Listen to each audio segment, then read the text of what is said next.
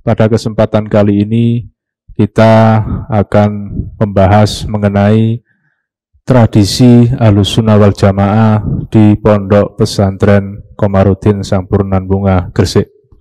Sebagaimana telah sampai ketahui bahwa pondok pesantren ini telah berdiri sejak tahun 1775, didirikan oleh Mbah Kiai Komarudin. Ketika Mbah Komarudin ke sini, beliau tidak membangun kampus ini, tidak membangun gedung ini. Tapi yang beliau lakukan yang pertama kali adalah beliau membangun langgar. Dan ini merupakan salah satu ciri berdirinya pesantren. Ada kiai, kemudian ada sarana ibadah dan juga sarana belajar. Beliau mendirikan langgar yang disebut dengan Langgar Agung, posisinya ya berada di pondok pesantren, tapi tentu bukan langgar yang sampai lihat sekarang. Posisinya di situ, tapi langgar ini sudah berkali-kali mengalami proses renovasi. Kemudian setelah itu datanglah banyak para pelajar, para santri yang ingin belajar ke Mbah Komarudin. Nah, karena santri-santri yang jauh ini kemudian kalau pulang ke rumah ini kesusahan, akhirnya mereka minta izin kepada Mbah Komarudin untuk tinggal di langgar tersebut. Oleh Mbah Komarudin diberi izin, dan kemudian para santri ini banyak yang tinggal di langgar, itu turu ndok ngone langgar. Jadi ini tradisi yang sudah sangat lama sekali, karena memang mencontoh santri-santri awal di Islam, yaitu para sahabat yang dulu juga banyak tidur di serambi masjid di zaman Kanjeng Nabi. Mereka ini disebut dengan Ahlus Suffah. Jadi akhirnya banyak santri yang tidur di langgar ya gak cukup. Akhirnya mereka minta izin kepada Mbah Komarudin untuk mendirikan gotaan ya, atau kamar-kamar bedak-bedak di sekitar langgar. Dan juga diberi izin oleh Mbah Komarudin, hingga akhirnya pondok ini kemudian berkembang dan menjadi bangunan-bangunannya sangat banyak sekali, seperti yang sampai lihat sekarang. Ini adalah yang disebut sebagai pondok kecil menurut istilah Romo Yai Ahmad Muhammad Al-Hammad. Jadi tentu ada pondok besar. Loh, apa maksudnya pondok besar ini? Pondok besar adalah masyarakat. Jadi seluruh masyarakat ini juga adalah para santri dan diakui kesantriannya, sebab mereka ini juga dulunya pasti sempat mengenyam pendidikan di pesantren, baik itu tempatnya yang berada di langgar ataupun di gedung sekolahan. Jadi makanya mereka juga merupakan bagian dari keluarga Pondok Pesantren Komarudin ini. Jadi sekali lagi di Pondok Pesantren Komarudin ini mengembangkan pola pendidikan untuk pondok kecil, yaitu para santri, para pelajar, para mahasiswa, dan juga pendidikan untuk pondok besar atau masyarakat. Tradisi keilmuan di Pondok Pesantren Komarudin ini, yang pertama kita mengembangkan ilmu yang fardu ain dan juga ilmu yang fardu kifayah. Sesuai dengan konsepnya Imam Ghazali bahwa ilmu dibagi dua. Ilmu fardu ain berarti ilmu yang sangat dibutuhkan oleh setiap individu. Misalnya ilmu wudu, karena sampean kalau nggak paham wudu nggak bisa sholat. Ilmu mengetahui sesuatu yang najis dan juga cara membersihkannya. Karena kalau sampean badannya terkena najis dan tidak dibersihkan, maka tentu juga sholatnya tidak sah. Termasuk juga matematika, karena kalau sampean tidak memahami matematika, tentu akan susah dalam berbisnis, dibujui uang terus. Maka ilmu-ilmu yang fardu ain ini sangat dibutuhkan oleh masing-masing pribadi dikembangkan. Begitu juga ilmu yang fardu kifayah, ilmu yang sifatnya wajib dikuasai oleh sekelompok orang.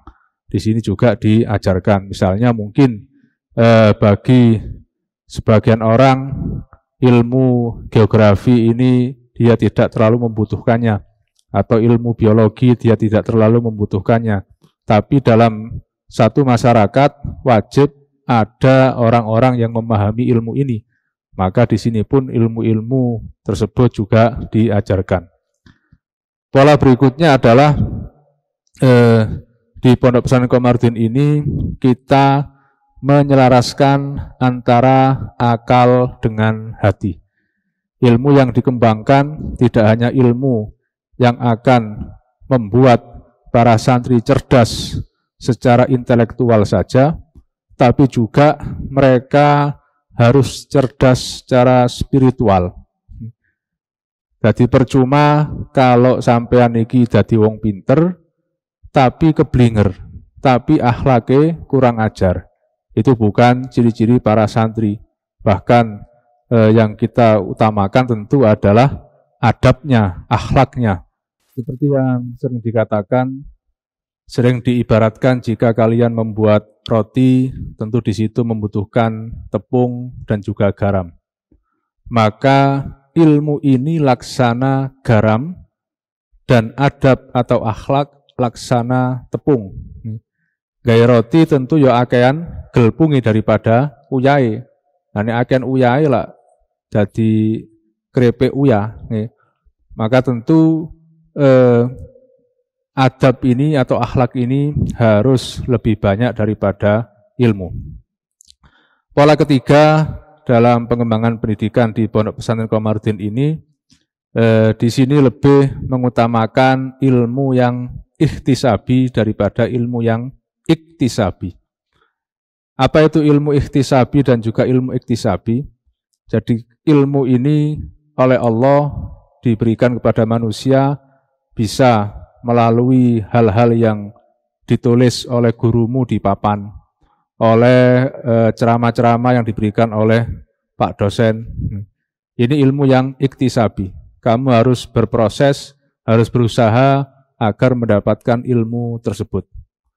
Ini juga dikembangkan di Pondok Pesantren Komarudin. Tapi yang lebih diutamakan adalah ilmu yang ikhtisabi. Ilmu yang disebarkan melalui hati. Dan ini kadang tidak disadari oleh para santri ataupun para siswa dan juga para mahasiswa. Terkadang mungkin ada beberapa anak yang dulunya dia ini di kelas mungkin ya sodok ngantuan, atau di dalam kelas mungkin kurang dapat menerima pelajaran dengan bagus, tapi ternyata kehidupannya setelah keluar dari Pondok Pesantren Komarudin ini menjadi orang-orang yang sukses. Tentu sukses harus mendapatkan ilmu. Nah, dia dapat ilmu dari mana? Ya ilmu yang model ikhtisabi ini. Dan ilmu ikhtisabi ini hubungan antara guru dan murid yang harus sangat kuat. Tentu mereka ini adalah karena mendapat ridho dari gurunya. Jadi karena hubungan yang sangat kuat antara guru dan murid, hingga murid mendapat ridho dari guru, maka insya Allah ilmunya walaupun sedikit ini sangat bermanfaat sekali. Dan ini juga hampir sama dengan seluruh pesantren yang ada di Indonesia. Anak-anakku yang sangat saya banggakan, lalu apa saja karakter Ahlussunnah wal Jamaah yang dikembangkan oleh Pondok Pesantren Komarudin. Yang pertama tentu adalah sanad keilmuan. Sanad keilmuan Pondok Pesantren Komarudin ini hampir sama dengan seluruh pesantren yang ada, tentu bersambung ke guru, dari guru ke guru, dari guru ke guru, dan seterusnya hingga ke para atba'i tabi'in, ke tabi'in, hingga ke sahabat, dan lalu nyambung ke Rasulullah Shallallahu Alaihi Wasallam. Sebagaimana yang bisa kalian lihat di situs Pondok Pesantren Komarudin, di situ sudah dijelaskan bahwa misalnya sanadnya Mbah Soleh Sani yang nyambung hingga ke pengarang kitab I'anatul Thalibin, karena beliau adalah muridnya pengarang kitab tersebut. Begitu juga Mbah Soleh Mustafa misalnya, beliau adalah murid daripada Mbah Hasyim Asy'ari, ataupun Mbah Ismail yang beliau adalah murid dari Mbah Khalil Bangkalan. Jadi sanad-sanad yang ada, sanad keilmuan yang ada di Pondok Pesantren Komarudin ini semuanya nyambung ke para ulama, nyambung ke para wali, dan pada akhirnya nanti nyambung ke Rasulullah Shallallahu Alaihi Wasallam. Jadi ojo khawatir ilmu sampai niki tekondi, tentu nyambungnya adalah ke para wali dan juga ke Rasul ini. Ini bisa dilihat dari ajaran-ajaran yang ada. Misalnya Mbah Soleh sendiri, beliau membuat karya misalnya di bidang fikih, beliau punya Qasidatus Shaum dan kitab Hidayatul Muqtadi yang menerangkan masalah hubungan antara imam dengan makmum. Atau juga kitab yang beliau tulis dalam bidang akidah yang disebut dengan Qasidatul Aqidah Lisibyan. Ini semua menunjukkan bahwa pemikiran-pemikiran Kiai Sampurnan ini selaras dengan apa yang diajarkan oleh para ulama, baik ulama yang berasal dari Nusantara maupun ulama yang berasal dari Timur Tengah. Karena adanya kesatuan sumber, adanya kesatuan sanad keilmuan yang nyambung hingga Rasulullah Shallallahu Alaihi Wasallam. Di sini juga kita diajarkan untuk selalu bertoleransi, toleransi dengan siapapun, dengan masyarakat sekitar. Jadi di pondok ini kita diajari untuk bertoleransi. Sampaian ini diibaratkan ketika dalam satu kamar, diibaratkan sebagai warga satu rumah. Bagaimana orang yang lebih tua harus bisa mengayomi adik-adiknya. Ini sebagai salah satu bentuk pelatihan agar ketika sampai nanti membina kehidupan rumah tangga, langsung bisa memahami tugas-tugasnya. Hubungan antara kamar satu dengan kamar yang lain, ini juga diibaratkan antara hubungan satu rumah dengan rumah yang lain, antara tetangga dengan tetangga yang lain. Kalau antar kamar ini terjadi cekcok, terjadi pertengkaran, tentu kehidupan di pondok akan tidak terasa nyaman. Maka harus terus dijaga hubungan yang harmonis antara satu kamar dengan kamar yang lain. Lalu kamar yang banyak ini membentuk komplek, dan di sini ada beberapa komplek.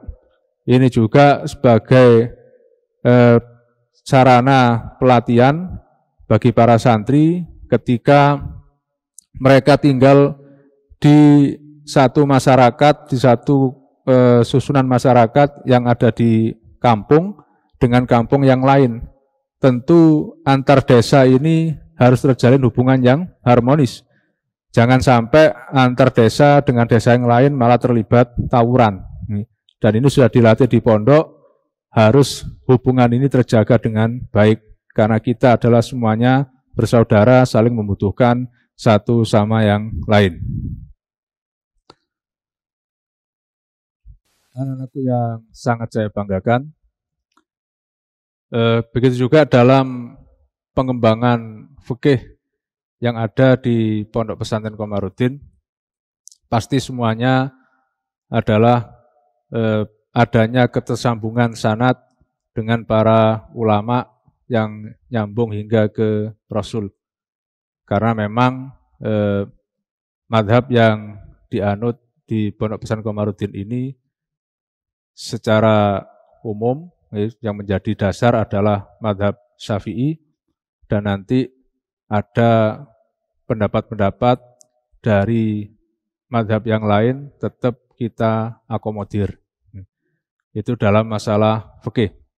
Misalnya ada beberapa ijtihad dari Kiai Sampurnan, di antaranya adalah kalau sampean lihat di pondok ini dalam kolah atau jeding di bak mandinya itu dikasih ikan. Lalu apa hubungannya dengan fikih?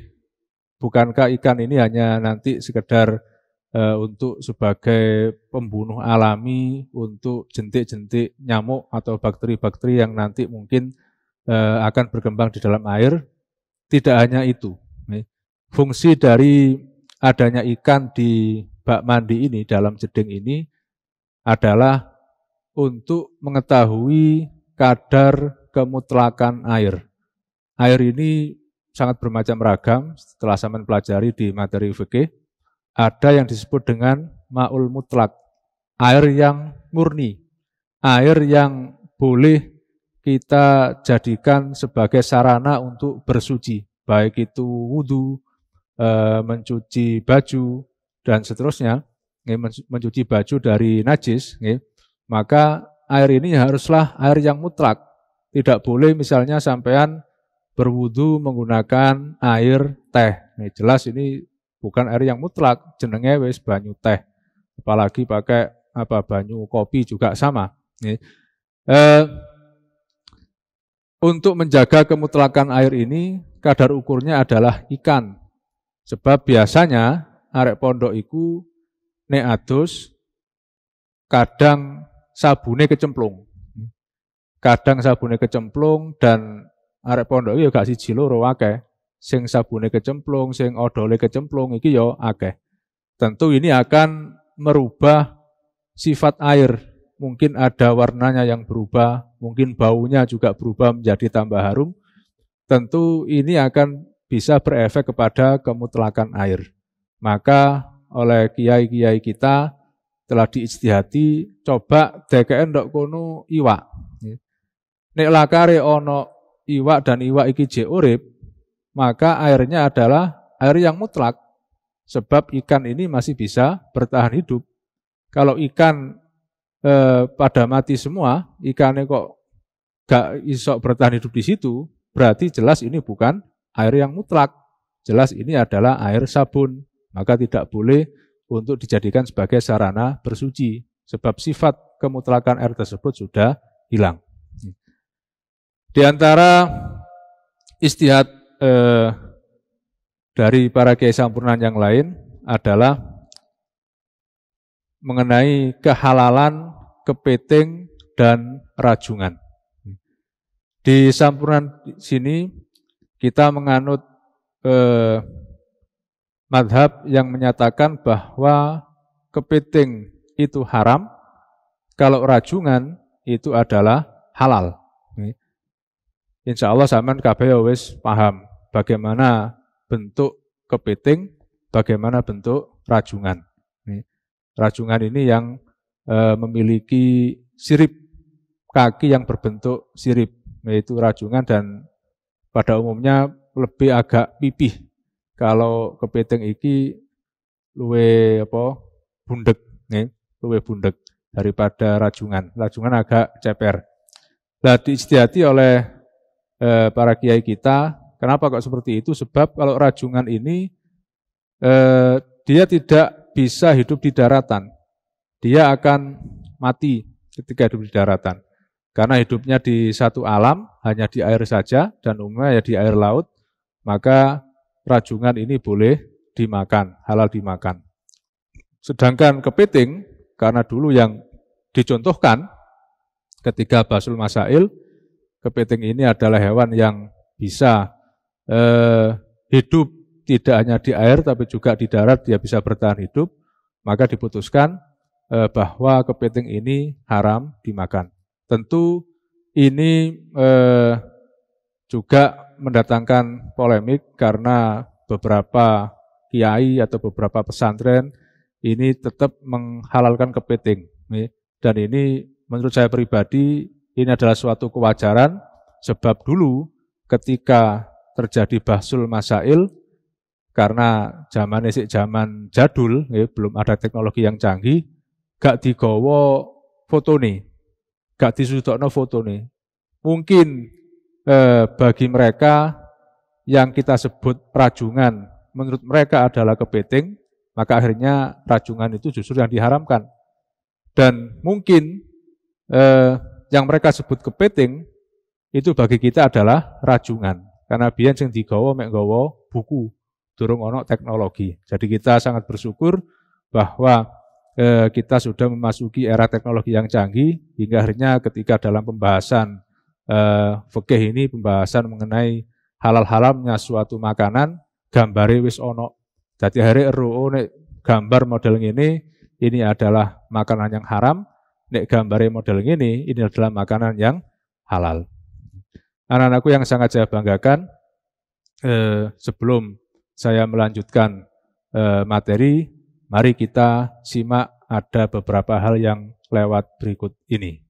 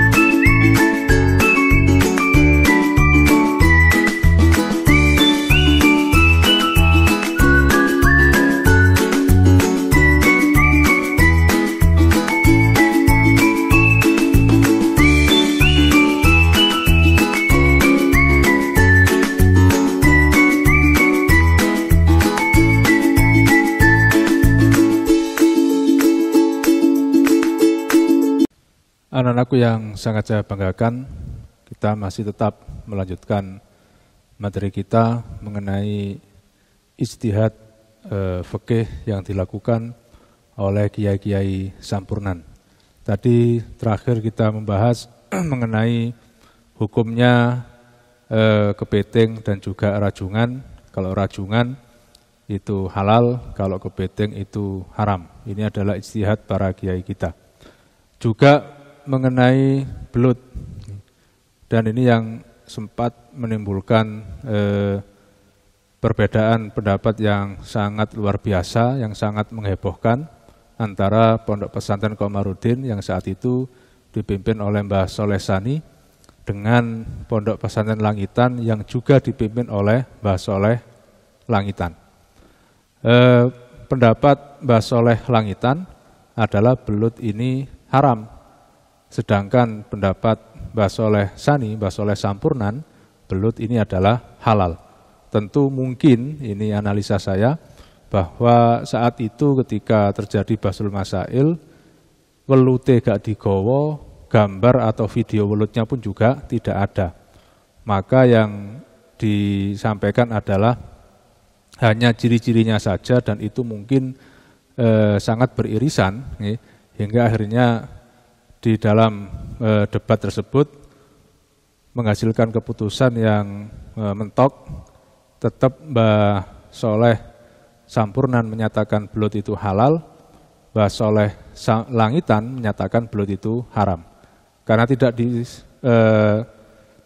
disepakati sebuah keputusan yang sama dan sama-sama ngotot, yang satu ngotot halal, yang satu ngotot haram, sampai akhirnya keduanya bersumpah.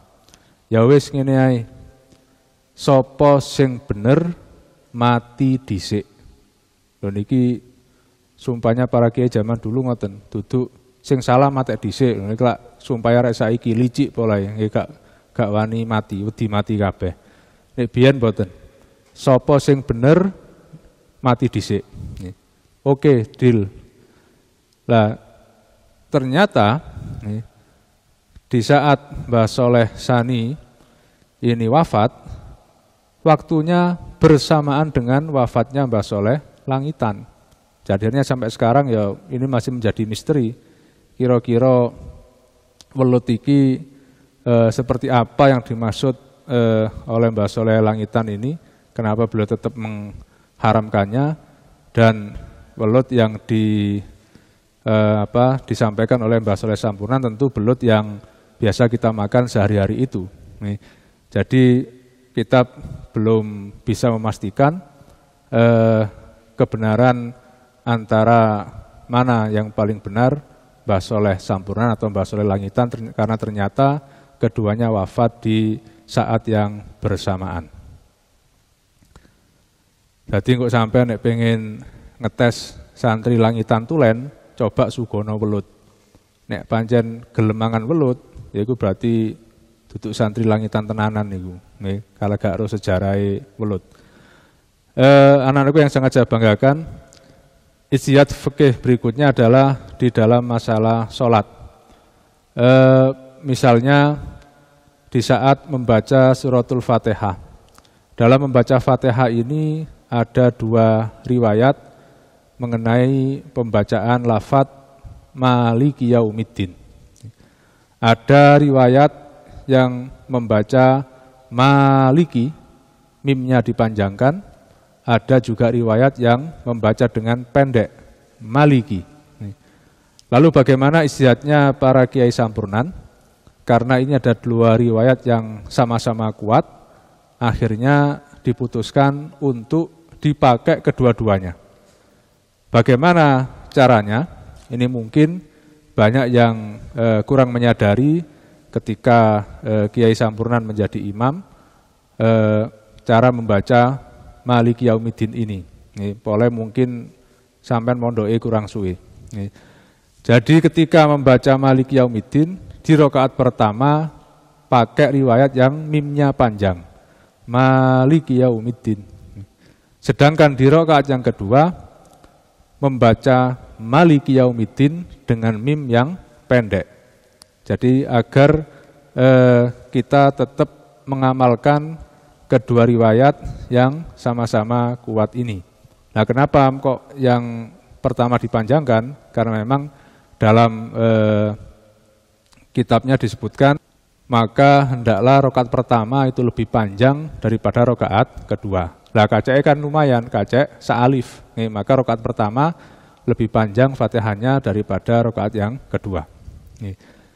Ijtihad berikutnya adalah mengenai i'adatul zuhri ba'dal jum'ah. Di Sampurnan ini ketika melaksanakan sholat Jumat di Masjid Besar Kiai Gede Bunga, di situ dilaksanakan sholat zuhur setelah sholat Jumat. Apakah alasannya karena di Bungah ini banyak masjid? Tidak. Karena saat masa Mbah Ismail masjidnya ya mek siji. Lalu kenapa kok di Bunga ini ada praktek sholat zuhur setelah jamaah Jumat? Menurut penuturan Mbah Yai Zuber Sendang, Mbah Yai Zuber Umar Sendang, beliau ini adalah keponakan dari Mbah Ismail.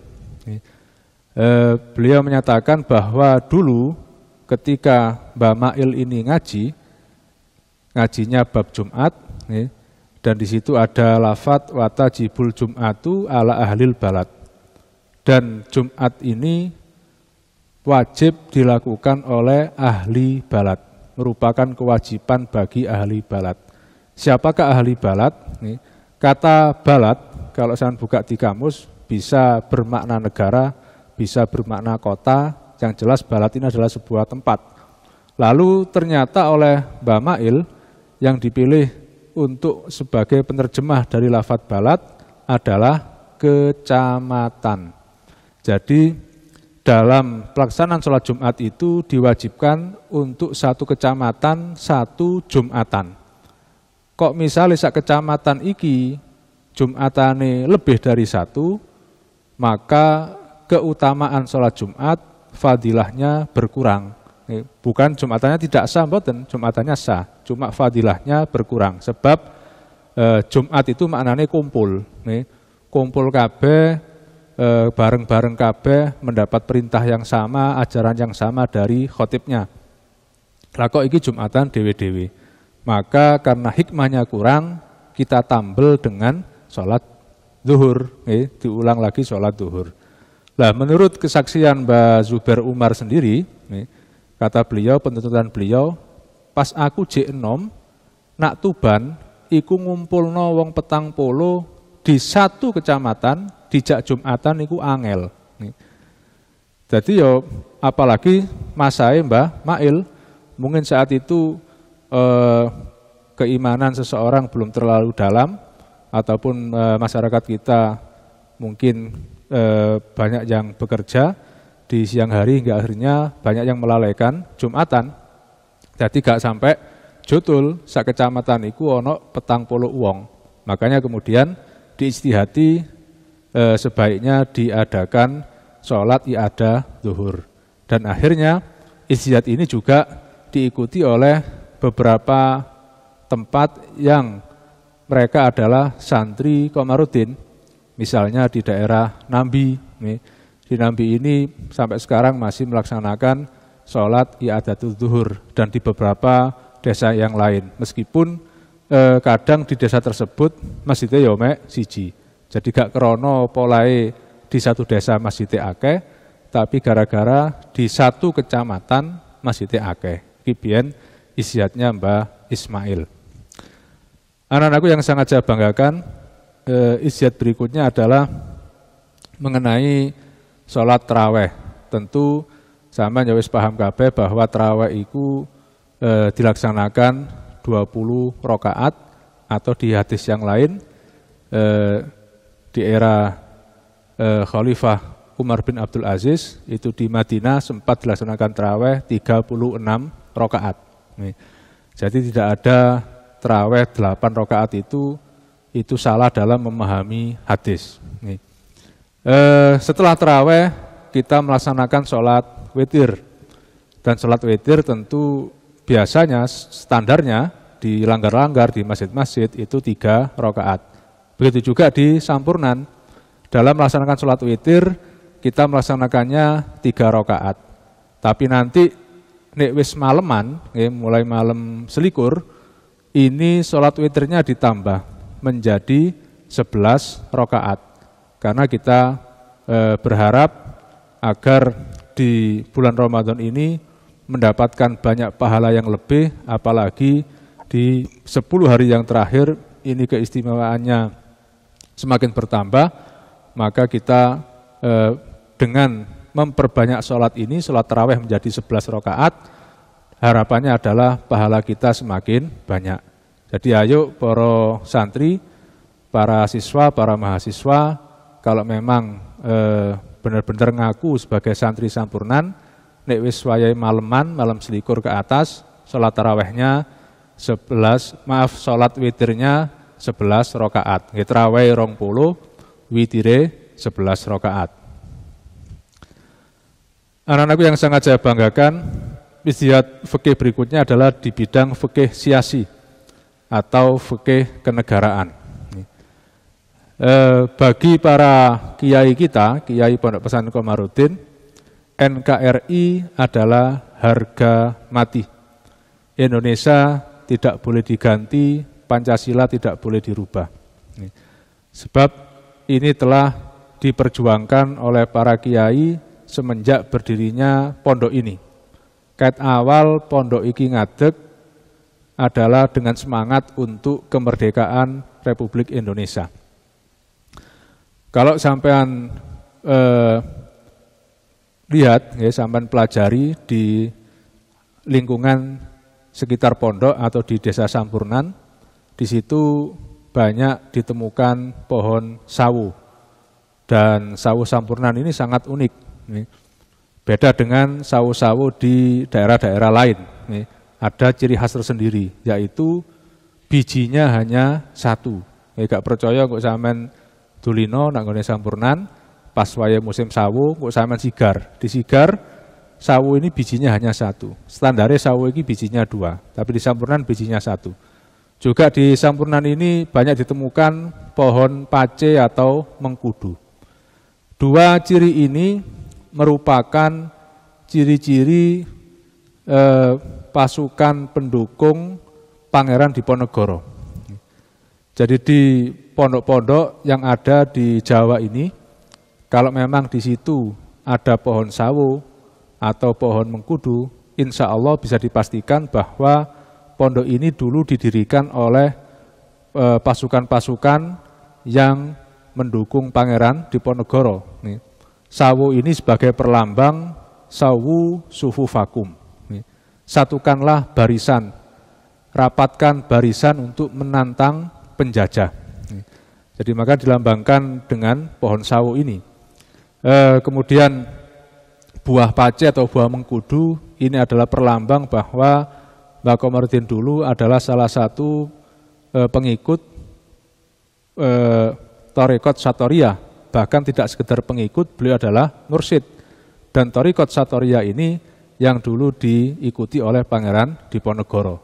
Dan memang menurut buku yang ditulis oleh Gus Milal Bizawi bahwa memang ada hubungan khusus antara Pondok Pesantren Komarudin dengan Pangeran Diponegoro.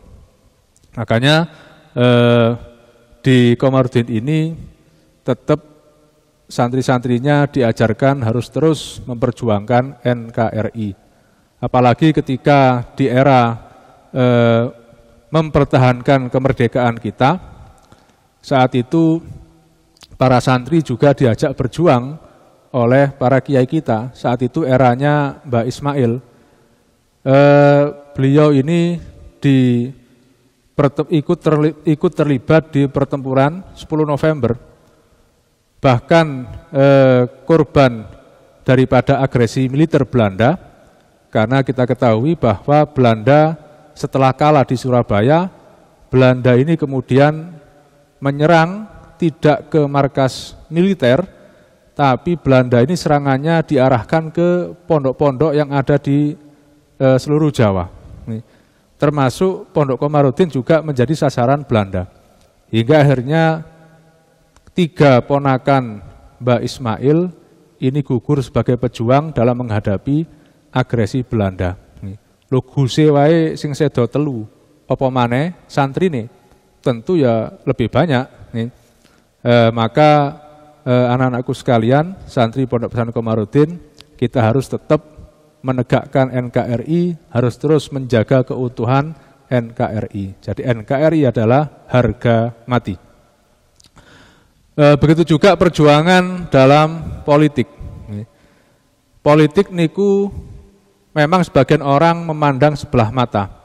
Politik itu kotor. Kenapa kok politik itu kotor? Karena dipegang oleh orang-orang yang kotor. Nah, agar supaya politik ini bagus, maka ya harus kita kuasai. Kita harus ikut terjun ke dalam dunia politik supaya politik ini menjadi sesuatu yang bagus. Dan karena alasan politik ini pula, Mbah Komarudin yang saat itu sudah punya pesantren di daerah Kanugrahan, di daerah Lamongan, akhirnya hijrah ke Sampurnan ini, ke Gresik ini, karena memang alasan politik. Karena saat itu beliau ditagih janjinya oleh salah seorang santri beliau yang bernama Tirtorejo. Ketika itu Tirtorejo diomongi Mbah Komarudin, awakmu iki pengen ngaji, cek iso maca kitab sing gede-gede, cek iso paham ilmu sing daki-daki, cek dadi kiai, apa sekedar paham ya apa carane sholat, ya apa carane poso. Dan Tirtorejo hanya memilih yang kedua iku. Nggih kula sing penting saged maca Quran, sing penting sholat kula sah, poso kula sah. Gak perlu ilmu sing daki-daki, sing jelimet-jelimet membahas perbedaan para ulama. Oh ya wis. Akhirnya diajari ilmu sing standar, sing biasa, sing cukup untuk bekal setiap muslim saja, gak perlu sing jelimet-jelimet. Dan Tirtorejo akhirnya seneng. Dan dia pun akhirnya ngomong ke Mbah Komarudin, Kang, karena ini saat itu Mbah Komarudin menjadi ustadz, Kang kone aku jadi bupati, karena aku iki anaknya bupati, dan kemungkinan saya pun juga bisa jadi bupati. Nek aku jadi bupati, sampean tak dadekno penasehatku. Nah, saat itu mungkin Mbak Komarudin menanggapi dengan guyon karena si ngomong arek cilik. Ya insya Allah. Dan ternyata benar, Tirtareja akhirnya menjadi bupati Gresik, ditagih. Mbak Komarudin ditagih untuk menjadi penasihat beliau. Akhirnya beliau pun pindah dari pondoknya yang ada di Kanugrahan Lamongan, pindah ke Sampurnan sini. Dan beliau pun akhirnya ya menjadi penasehat bupati. Jadi ikut terjun di dalam kegiatan pemerintahan, ikut terjun dalam politik.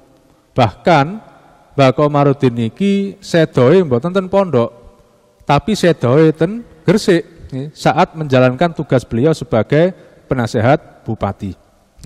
Jadi dari dulu sampai sekarang hubungan kita dengan pemerintah ini sangat terjalin erat karena memang awal pendirian Pondok Komarudin sejarahnya adalah karena Pondok Komarudin ini adalah Mbak Komarudin ini dijadikan sebagai salah seorang penasehat Bupati Gresik.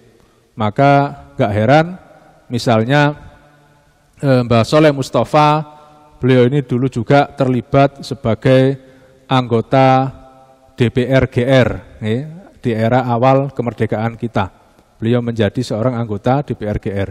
Juga kita gak heran misalnya sekarang Bumin atau Ibu Haja Aminatun Habibah ini menjadi wakil Bupati Gresik. Karena memang sejak zaman dulu sampai sekarang hubungan Pondok Pesantren Komarudin ini adalah hubungan yang harmonis dengan pemerintah. Harmonis dalam artian kita terus selalu menjadi penasehat, kita terus selalu mengarahkan kebijakan-kebijakan politik terutama yang ada di daerah Gresik. Jadi makanya kita selalu bersinergi dan mentaati apa yang telah diputuskan oleh pemerintah. Tentu ketaatan itu adalah dalam batas tidak menyalahi aturan-aturan syariat.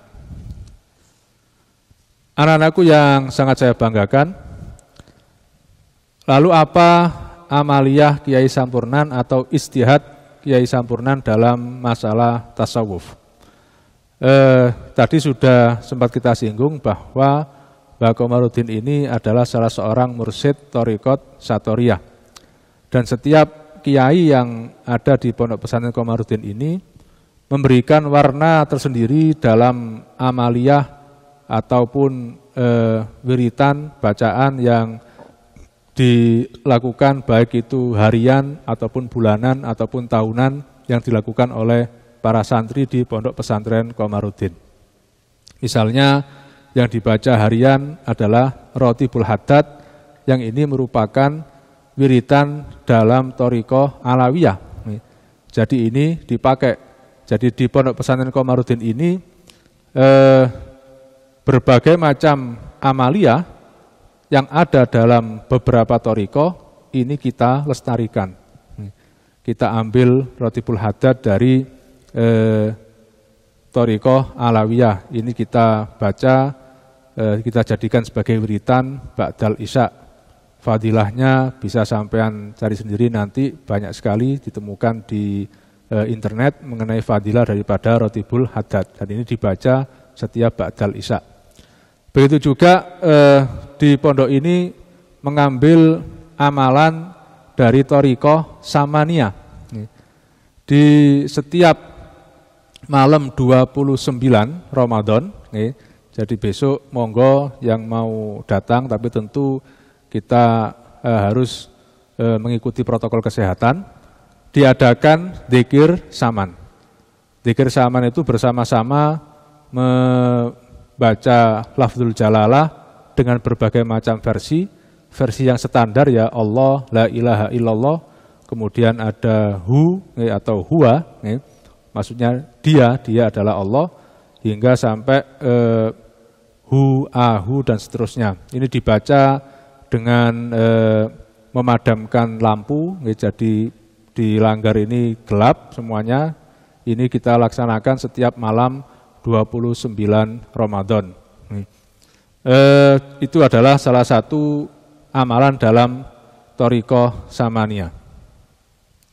Juga misalnya ketika ada keluarga atau ada santri yang akan melaksanakan bepergian yang jauh, kita diajarkan untuk melakukan sebuah amalan yang disebut dengan Dzul Qadiran.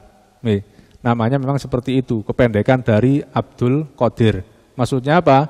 Kita bertawasul, kita mengirimkan Fatihah kepada Syekh Abdul Qadir Jailani.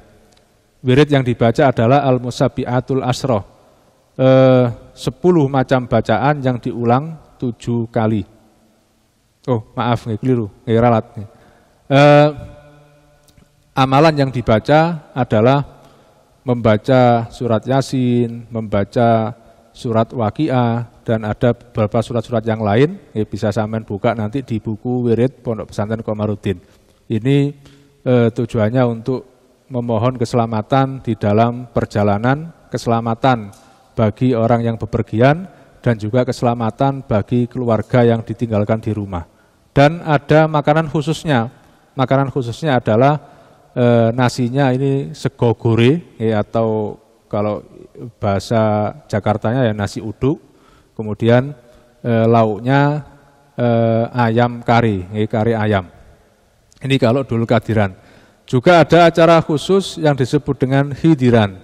Ini dilaksanakan rutin setahun sekali, yaitu setiap malam Rebo menjelang Hol. Hol itu dilaksanakan Kamis, ini malam Rebonya kita mengadakan acara yang disebut dengan hidiran. Apa itu hidiran? Adalah kita bertawasul dengan mengirimkan Fatihah kepada Nabiullah Khidir alaihissalam dengan membaca wirid yang disebut Al-Musabbi'atul Asroh, 10 macam bacaan yang diulang 7 kali. Ini memang pesertanya khusus keluarga Sampurnan. Pesertanya khusus keluarga Sampurnan, dan di situ yang disuguhkan adalah makanan yang hanya dibuat khusus untuk hidiran saja. Yaitu kita buat semacam bubur dengan berbagai macam topping yang unik-unik. Buburnya ini bubur yang tawar, tidak boleh dikasih garam, dan toppingnya juga bermacam-macam, mulai dari topping kelapa yang manis hingga sampai telur dadar yang disuir-suir, dan juga telur dadar ini nggak boleh dikasih garam. Dan amalia terakhir yang mungkin bisa kita bahas hari ini adalah kita rutin di setiap tahun selalu mengadakan haul. Haul setiap pengasuh kita adakan sendiri-sendiri, dan haul yang hanya diketahui masyarakat itu haulnya Mbah Soleh. Padahal haul Mbah Komarudin juga kita adakan, haul Mbah Ismail juga kita adakan, setiap pengasuh ada haulnya sendiri-sendiri. Memang yang rame itu haulnya Mbah Soleh, yang sehingga macet niku haule Mbah Soleh niku, haule Mbah Soleh Sani. Itu yang paling rame. Karena itu monggo para santri, para mahasiswa, para alumni untuk ikut andil, ikut berpartisipasi dalam kegiatan haul ini, sebab ini adalah sarana untuk menyambungkan sanad kita. Sebagai bentuk pengakuan kita bahwa saya adalah santri Komarudin, bahwa saya adalah santri-santri yang taat kepada kiai, maka paling tidak meskipun setahun sekali saya ikut hadir dalam haul ini gunanya untuk mendoakan guru-guru saya. Jadi insya Allah haul ini akan terus berlangsung, dan tempatnya juga sama, tidak akan dipindah supaya sampai sedoyo saged rawuh gak lali dalane. Anak-anakku yang sangat saya banggakan, mungkin itu yang bisa kami sampaikan. Semoga bisa menjadi ilmu yang bermanfaat. Kurang lebihnya saya mohon maaf yang sebesar-besarnya. Saya akhiri ihdinas siratal mustaqim. Wabillahi taufiq wal hidayah wa ridha wal inayah. Wassalamualaikum warahmatullahi wabarakatuh.